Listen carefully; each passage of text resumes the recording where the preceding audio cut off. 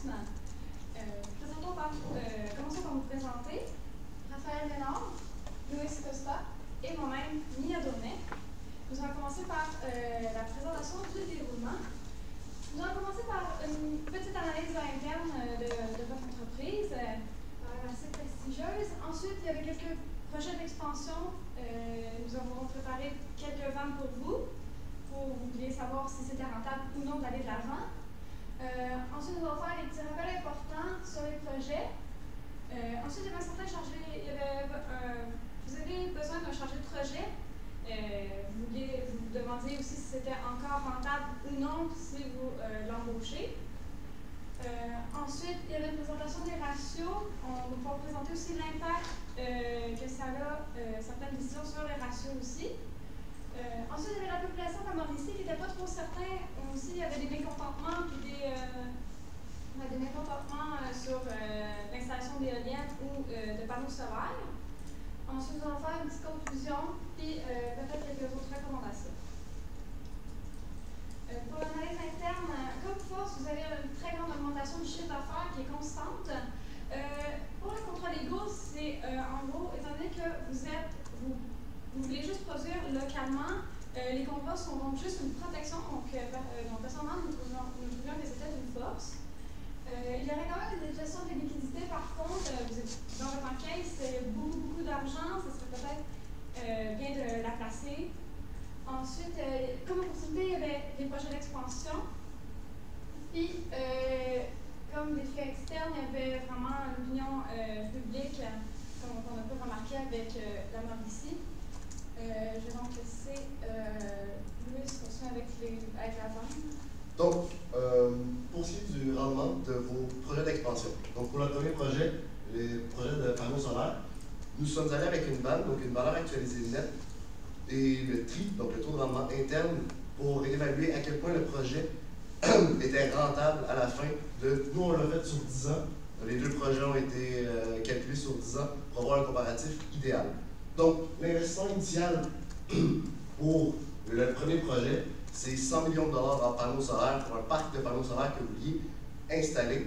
Il y avait une augmentation du chiffre d'affaires de 10% annuel qui se faisait par la suite à toutes les années. Et au niveau des dépenses, il y avait une augmentation de 6% de toutes vos dépenses. Donc, on est venu ajouter 6% à toutes les dépenses complètes pour le projet. À noter, il y avait la possibilité d'une subvention de 25 millions de dollars, donc 25% des frais qui pouvaient être reçus de la part de contribuables de la ville de Trois-Rivières. On est venu indiquer, sans avoir le tableau complet qu'on va avoir en annexe, le montant dégagé et le taux de rendement dégagé aussi par le projet en incluant la subvention. Donc, si on vient comparer, votre vanne est à 81 millions sans la subvention et elle tombe à 88 millions avec la subvention. Donc, c'est quand même très bénéfique pour vous et votre taux de rendement interne qui vous estimez un taux de rendement minimum à 8%. Donc, vous êtes à 21%, même 26% avec la subvention, ce qui est excellent. On est venu aussi calculer le point mort, donc à quel moment vous êtes capable de rembourser votre investissement initial avec les bénéfices du projet. Donc, c'est environ 5 ans. Un petit point qui est important à rajouter, si vous suivez l'augmentation, c'est que les chiffres d'affaires font une augmentation de 10% et les dépenses de 6%, comme mentionné. Mais quand on regarde les états financiers des années précédentes, le 10% c'est le minimum que vous avez eu dans les dernières années. Donc en ce moment, on est dans la vision qui est à peu près le plus pessimiste ordinaire qu'on peut avoir. Fait que si on suit, si on prend en comparaison avec l'augmentation de cette année, bien, vous avez eu une augmentation de 20%. Donc c'est sûr que les chiffres vont énormément changer si on garde les prévisions que vous avez, mais ça, on est gardé à 10% pour avoir une idée relativement correcte de ce qui se prévoit. Donc on va passer maintenant à la présentation du projet 2. Donc pour le projet 2, le projet de l'IEM, donc lui, pour ce projet-là, par contre, c'est un investissement seulement de 50 millions de dollars initial. Et pour ce qui est du chiffre d'affaires et des dépenses, on restait à la même chose. Donc, un 10% d'augmentation du chiffre d'affaires et un 6% d'augmentation au niveau des dépenses. Ce qui, bien évidemment, signifie que la vanne va être supérieure à la vanne du projet de panneaux solaires et le tri, même principe. Donc, le projet d'éolienne vient dégager 127 millions de dollars à la fin du 10 ans et donc un rendement interne de 42%. Et le point mort pour ce projet-là est plus rapide, évidemment, et donc d'environ 3 ans. Donc, on peut voir très facilement que le projet numéro 2 est vraiment beaucoup plus rentable, puisque la seule différence, c'est le montant d'investissement qui est à considérer de 50 millions. Il ne faut pas oublier non plus qu'on est capable d'aller chercher la subvention de 25%, ce qui vient réduire celle de l'autre. Mais on va maintenant passer au qualitatif des projets pour qu'on puisse se donner une idée. Donc, je vais laisser la parole à Mia pour le qualitatif des projets. Donc, comme on peut voir, c'est un petit comparatif au niveau de qu'est-ce qui est plus rentable entre les deux. Par contre, on peut, mettons, ce que nous on vous proposerait peut-être, à place de faire un gros champ de panneaux solaires, ce qui n'est pas nécessairement très joli à regarder, on proposerait peut-être de louer des toits de bâtisse puis d'installer des panneaux solaires sur les toits de bâtisse. Comme ça vient nuire à la vue de personne. Aussi, les panneaux solaires sont quand même aussi beaucoup moins bruyants que des éoliennes. Donc, en plus, avec des éoliennes, il y aurait, admettons, il y aurait de la pollution sonore et visuelle en plus. C'est quand même plus coûteux, il est moins rentable, mais il est rentable. Puis c'était vraiment ce que vous aviez demandé. Puis sinon, c'est ça, pour les éoliennes, la population de Mauricie serait quand même vraiment déçue, puis peut-être qu'il y aurait même de l'exode de la ville. Un autre point important à mentionner, on a parlé aussi d'exode. Le Québec est reconnu pour ses nombreux paysages partout à travers la province et beaucoup de villages, puis de touristes ou de gens qui passent. Des éoliennes, ça a une énorme pollution visuelle et sonore qui viennent nuire à ce milieu-là. Et comme une de vos valeurs, c'était le partage avec les autres, mais on trouve que venir empiéter sur ces territoires-là, c'est contre-productif avec les autres gens. Donc, c'est pourquoi nous, on vous recommande d'aller en avant avec le projet 1. Naturellement, on a vu que le projet 1 est moins rentable que le projet 2, mais avec des très bons rendements et qui est aussi, au cours des années, il va toujours rester positif. Par la suite, on va voir avec les chargés de projet si les projets sont toujours rentables. Et par la suite, on va venir confirmer le tout avec les ratios. Donc, pour ce qui est des chargés de projet, est-ce que tu mettrais la vanne numéro 1, s'il te plaît? Donc, comme on peut le voir, ça vient modifier notre taux de tri et notre vente. C'est sûr que nos coûts diminuent, que notre tri vient baisser, mais c'est toujours un projet qui est à du 20%. Un projet qui a un taux de rentabilité de 20% sur 10 ans, c'est quand même un très très bon projet. Et c'est ça. Quelque chose à ajouter là-dessus? Oui, on avait aussi fait le calcul avec la subvention, si jamais vous aviez le chargé de projet engagé. Oui, encore une fois, la vanne vient diminuer et le tri vient diminuer, mais de beaucoup moins que si on compare avec la vanne sans chargé de projet pour ce qui est du projet 1. Pour ce qui est du projet 2, on voit aussi que les coûts viennent diminuer. La même chose, naturellement, les projets, quand on vient augmenter les dépenses d'amélioration éducative avec le chargé de projet, naturellement, on permet d'ouvrir d'avoir de plus grands projets ou de nombreux projets, mais ça vient avec des coûts. Mais c'est encore, toutefois, comme on peut le voir avec la vanne et le tri, des très bons projets qui restent très rentables avec des taux très bons et qui sont très acceptables. Malgré le fait, mettons, que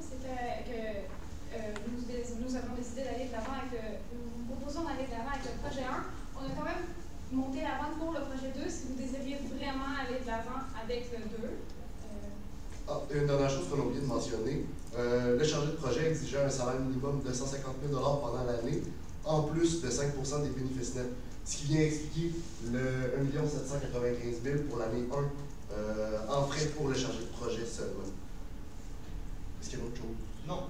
Non. Donc, je pense qu'on va enchaîner ensuite avec les ratios pour voir les impacts que ça a. Donc, je vais laisser Lewis vous présenter les ratios. Parfait.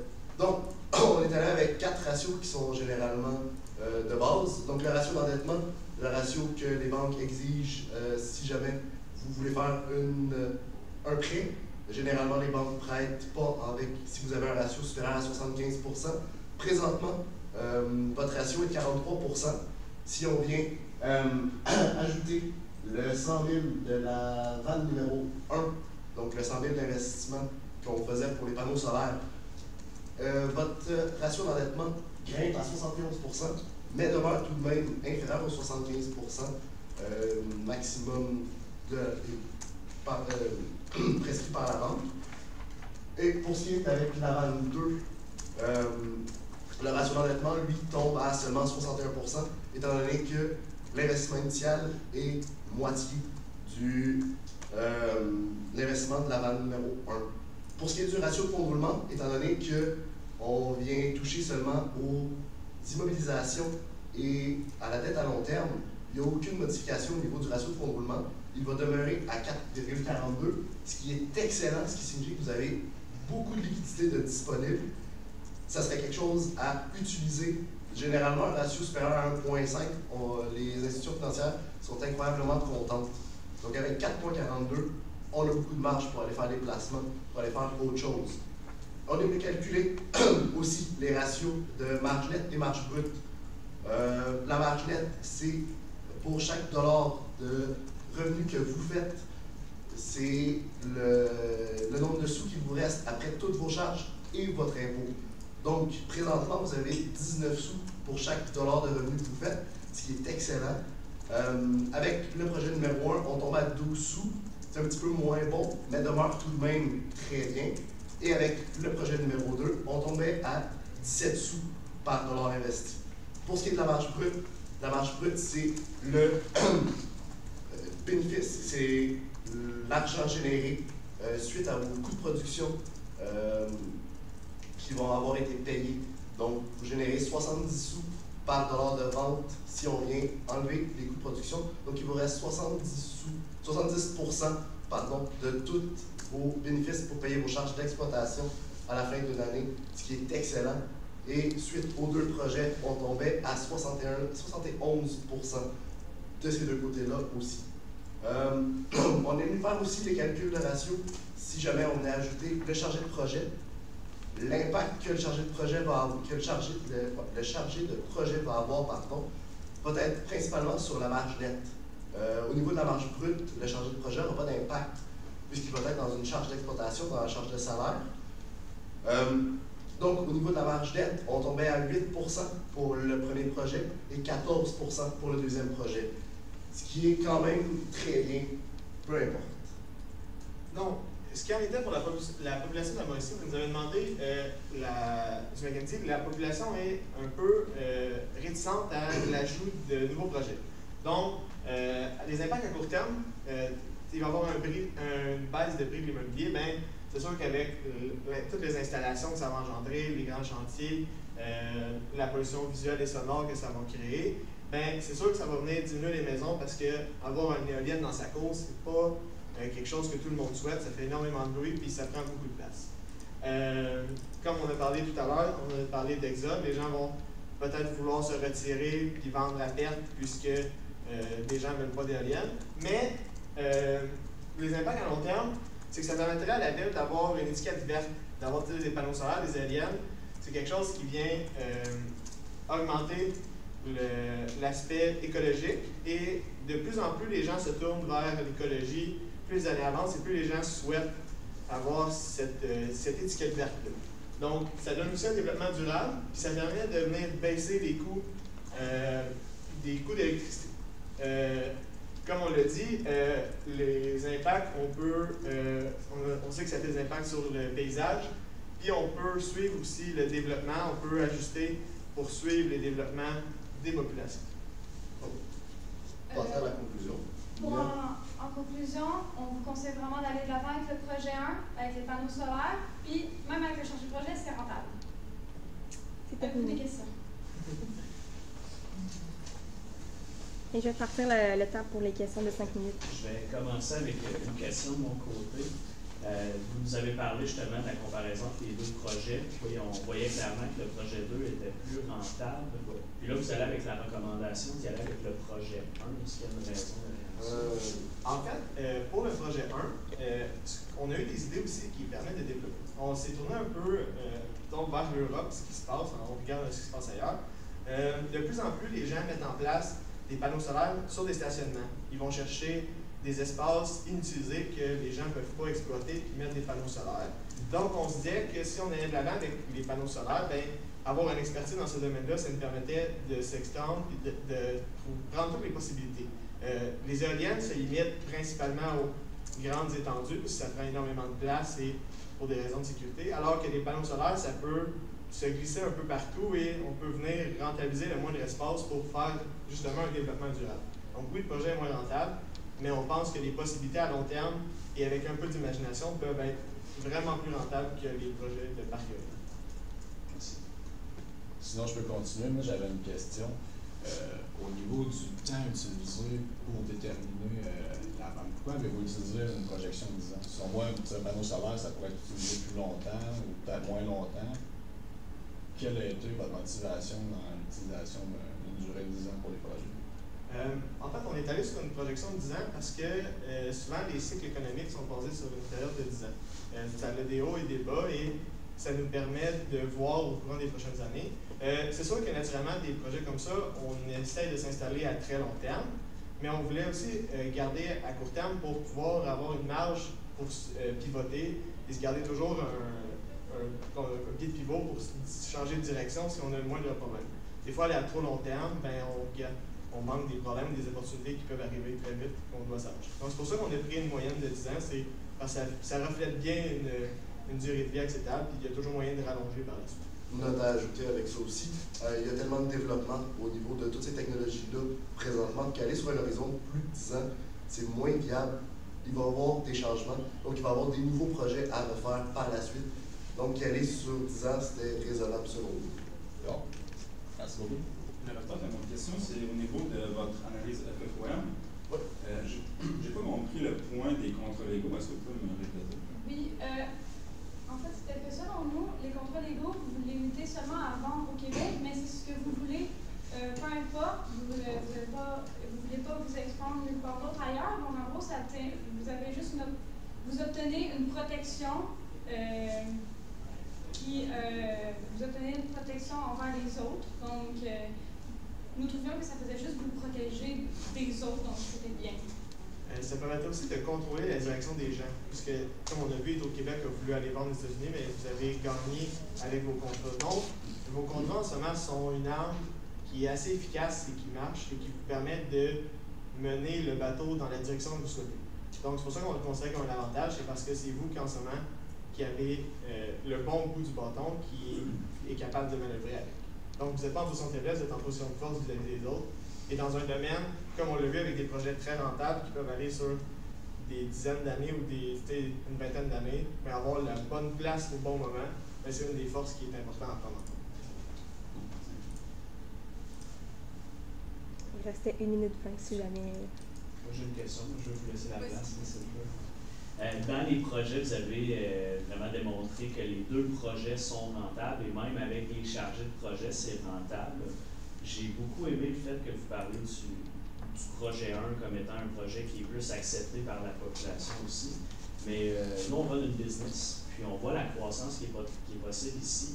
Est-ce qu'on pourrait aller de l'avant avec les deux projets, avec des chargés de projet pour prendre plus de place au Canada? Oui, certainement, ce serait une possibilité. Par contre, au niveau du parc éolien, je n'irais pas nécessairement avec la Mauricie, j'irais peut-être avec un autre territoire du Québec qui est plus grand, qui serait plus inutilisé, je dirais, que la Mauricie. Il y a des territoires au Québec plus élevés qui vont avoir moins de densité de population, moins de touristes qui vont se diriger là en temps normal, puis qui vont quand même avoir des très bons vents qui vont pouvoir aller générer avec les parcs éoliens sans problème. Donc, c'est sûr qu'à ce niveau-là, oui, effectivement, les deux projets seraient rentables, même si vous voulez faire les deux ensemble. On peut penser à la Gaspésie, qui a d'énormes étendues de côtes avec des des vents puissants et qui est très peu peuplé. Pardon. Donc, Il faudrait conclure brièvement. Donc, ce qui peut nous permettre d'exploiter ça tout en gardant l'exploitation des panneaux solaires en ville pour maximiser l'espace, comme on l'a présenté plus tôt. Super. Merci beaucoup. Merci. Je vais vous inviter à ça.